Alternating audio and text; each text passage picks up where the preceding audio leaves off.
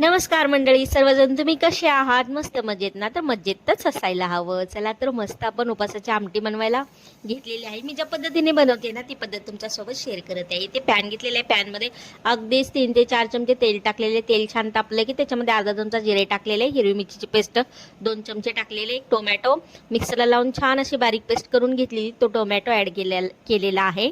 एक बटाटा कट करून टाकलेले, चवीनुसार मीठ टाकलेले. हे सर्व तेलामध्ये छान 5-7 मिनिटं गॅसची फ्लेम लो टू मिडियम करून तेलामध्ये परतून घेतलेले. त्याच्यामध्ये गरम करून पाणी ॲड केलेलं आहे. पाणी ॲड केलेलं तुम्ही पाहू शकता.